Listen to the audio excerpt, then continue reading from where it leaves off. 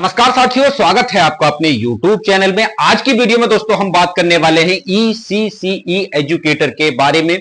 यहां पर दोस्तों 11,484 पद निकाले गए। इससे पहले भी दोस्तों मैंने एक वीडियो बनाया था, उसमें बहुत सारे दोस्तों के डाउट रह गए कि सर इसमें BTC बीएड वाले आवेदन दे सकते हैं या फिर नहीं, और इसके ऑनलाइन आवेदन हम कब से कर सकते हैं, और हमें यहां पर तैनाती कहां मिलेगी, मतलब हमें नौकरी करने के लिए कहां जाना होगा। तो इस वीडियो में दोस्तों कंप्लीट बात करने वाले हैं। शुरू से उन चीजों का भी जिक्र करेंगे दोस्तों जिसका जिक्र हमने पुरानी वीडियो में किया था। अगर आपने वो वीडियो नहीं देखा है तो इसी चैनल पे दोस्तों पड़ा हुआ है। बात कर लेते हैं दोस्तों कुल पद कितने हैं। यहां पर 10,684 पद हैं। ये पद जो रहेंगे दोस्तों जिलेवार भर्ती होगी। इसकी मतलब ऐसे नहीं कि एक बार उत्तर प्रदेश सरकार की साइट पे जाके फॉर्म भरना है। उत्तर प्रदेश में ऑफलाइन तरीके से आपको अपने जिले में आवेदन देना। एक कमेटी बनाई जाएगी दोस्तों।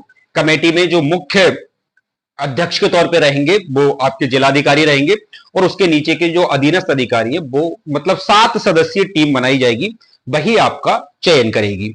बात क्लियर हो जाती है। यहां पर पूरा नोटिफिकेशन अगर आप दोस्तों पढ़ना चाहते हैं तो हमारे इसी वीडियो के डिस्क्रिप्शन में हमारे टेलीग्राम का लिंक दिया हुआ है। आप वहां पे जाके इसका पूरा नोटिफिकेशन पढ़ सकते हैं। 14-15 पेज का जो नोटिफिकेशन है आप उसे पढ़ पाएंगे।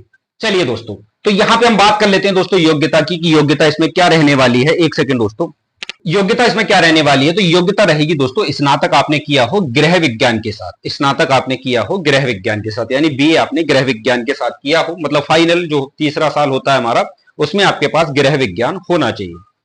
इसके अलावा अगर आपने गृह विज्ञान में नहीं किया है तो दोस्तों आपने एनटीटी किया हो, नर्सरी टीचर्स ट्रेनिंग एक कोर्स होता है। इसके अलावा एक कोर्स सीटी होता है ना। इनमें से अगर आप गृह विज्ञान नहीं किए तो एनटीटी सीटी किए हैं, तब भी आप इसका फॉर्म डाल सकते हैं। इसके अलावा इन तीनों में से कोई भी योग्यता आपके पास नहीं है तो साथ ही साथ दोस्तों इसमें लिखा गया है कि समकक्ष योग्यता वाले भी इसमें फॉर्म भर सकते हैं। समकक्ष योग्यता में कौन आते हैं? एनटीटी के समकक्ष दोस्तों बीटीसी आता है ना। बीटीसी के साथ साथ बीएड भी आता है, लेकिन बीएड एक ऊपर की डिग्री हो जाती है। बीएड वाले यहां पे ना डालें तो ही ज्यादा अच्छा होगा, क्योंकि यहां पे प्री नर्सरी के बच्चों को आपको ट्रेनिंग देनी है, अर्थात उन्हें पढ़ाना है। ये बात आपको क्लियर हो जाती है। मतलब कहने का ये है 3 से 5 साल तक के जो बच्चे होते हैं, जो नर्सरी प्री नर्सरी में होते हैं, उनको आपको ट्रेनिंग देनी है। आपकी जॉब तैनाती प्राइमरी जो स्कूल होते हैं और आंगनवाड़ी केंद्र होते हैं वहां पर लगेगी। ये वाली बात आपको अभी से स्पष्ट रखनी है। नौकरी दोस्तों संविदा के आधार पर सरकारी नहीं है। 11 महीने के लिए पहले आपको ये नौकरी दी जाएगी। अगर आपका काम संतोषजनक रहता है तो फिर आपको आगे एक्सटेंड कर दिया जाता है 11 महीने और आगे के लिए, मतलब 11-11 महीने करके आपको ये एक्सटेंड करते रहते हैं। इसके अलावा उद्देश्य क्या है दोस्तों इस नौकरी का निकालने का उद्देश्य क्या है? इसके लिए अभी हाल ही में भारत सरकार ने 14,000 करोड़ रुपए का दोस्तों बजट प्रस्तावित किया है, अर्थात बजट दिया है, जो अभी हाल ही में बजट आया था। तो 14,000 करोड़ का बजट है दोस्तों, हल्के में आप इसको नहीं ले सकते। अच्छा, उद्देश्य आपको क्लियर है। 3 से 5 साल के बच्चों को पढ़ाना है, उनको ट्रेनिंग देनी है, बस यही काम आपका रहना है। अच्छा, अब बहुत सारे सवाल हैं जो बच्चों के दोस्तों के मन में है कि सर ये चीजें आप और क्लियर कर दीजिए इस वीडियो में। तो यहां पे देखिए दोस्तों फॉर्म कब से भरे जाएंगे। तो देखिए ये वैकेंसी जो निकाली गई है सत्र 2024 और 25 के लिए निकाली गई। इसके फॉर्म अक्टूबर में आपको देखने को मिलेंगे। जिलेवार ये भर्ती होगी और आप अपने ब्लॉक में जाके इसका आवेदन दे सकते हैं। बात क्लियर है। जिस भी जिले के आप रहने वाले, हर जिले में, उत्तर प्रदेश में 75 जिले हैं, 75 के 75 जिले में अलग अलग पद निकाले गए हैं। आपको कैसे पता चलेगा कि सर किस जिले में कितने पद निकाले गए? तो मैंने आपको बताया था, टेलीग्राम ग्रुप का लिंक इसी वीडियो के डिस्क्रिप्शन में, आप जाके पूरा नोटिफिकेशन वहां पर पढ़ लीजिए, क्लियर हो जाएगी बात। तो फॉर्म आपके अक्टूबर में आ जाएंगे दोस्तों। अक्टूबर से लगभग नवंबर तक फॉर्म भरे जाएंगे और जनवरी फरवरी तक ये प्रक्रिया पूरी कर ली जाएगी। 2025 के शुरू में आपको ज्वाइनिंग दे दी जाएगी। ये वाली बात हो जाती है। सवाल बहुत सारे दोस्तों का ये था कि बीटीसी और बीएड वाले फॉर्म भर सकते हैं या नहीं। तो इसके नोटिफिकेशन में दोस्तों साफ लिखा हुआ है स्नातक गृह विज्ञान से किया हो, या एनटीटी किया हो, या सीटी किया हो, या फिर इसके समकक्ष और डिप्लोमा जो आते हैं वो आपने किया हो। हालांकि बीटीसी भी इसी के समकक्ष एक डिप्लोमा, हालांकि बीटीसी एनटीटी से काफी बड़ा होता है, ठीक है ना। बीएड भी वाले भी इसमें आवेदन दे सकते हैं, कोई डाउट यहां पर नहीं है, क्योंकि दोनों के पास ही बच्चों को पढ़ाने की अच्छी खासी ट्रेनिंग होती है। नौकरी कहां पे मिलेगी? तो ये सवाल मैंने आपको बहुत पहले क्लियर कर दिया है कि आपके ही जनपद में, आपके ही जो ब्लॉक है उसमें आपको ये ड्यूटी करने का मौका मिलेगा। हो सकता है कि आपके गांव में भी आपको तैनाती दे दी जाए। मुझे लगता है कि सारी चीजें मैंने यहां पर क्लियर कर दी हैं। एक सवाल और रह गया है जिसपे हम बात कर लेते हैं।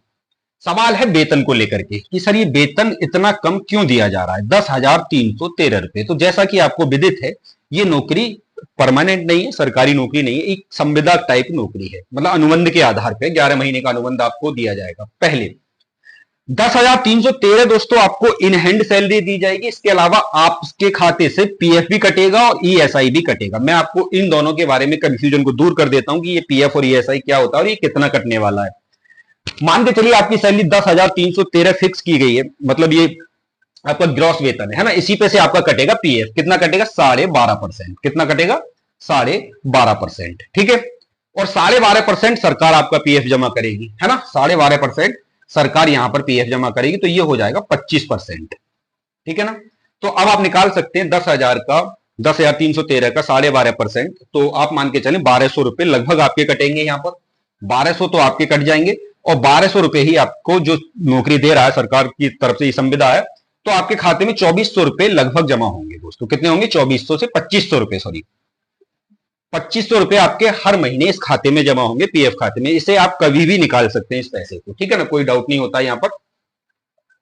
तो 10,313 रुपए ये और 2,500 रुपए ये, तो आप मान के चलिए 12, 12,500, 13,000 रुपए। और यहां पर 1.75% ईएसआई करता है, जो आपके हेल्थ इश्यू को ध्यान में रख करके काटा जाता है। मतलब आपको कोई बीमारी वगैरह हो जाती है तो कुछ पैसा आपके हेल्थ में भी जमा किया जाता है, जहां से एक ईएसआई कार्ड बनाया जाता है और आप इसमें इलाज करा सकते हैं। इनकी डिस्पेंसरी होती है हर जिले में ईएसआई की, तो वहां जाकर के आप इलाज भी करा सकते हैं। तो ये तो हो गया दोस्तों।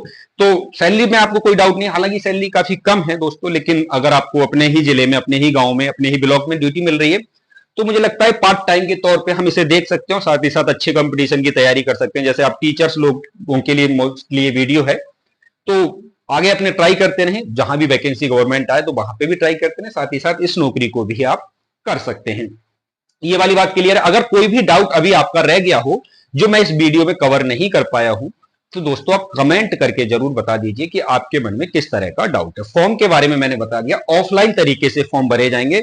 जस्ट लाइक आप ऐसे इसको ऐसे समझिए जैसे पंचायत सहायक का आपको कुछ ध्यान होगा, पंचायत सहायक के फॉर्म किस तरीके से भरे गए थे, है ना। अभी पंचायत सहायक 58,000 लगाए थे सरकार ने पिछले साल 2022 में, उसी की तरीके से दोस्तों इसका फॉर्म आपको भरना होगा, ऑफलाइन तरीके से ब्लॉक में जाके जमा करना होगा।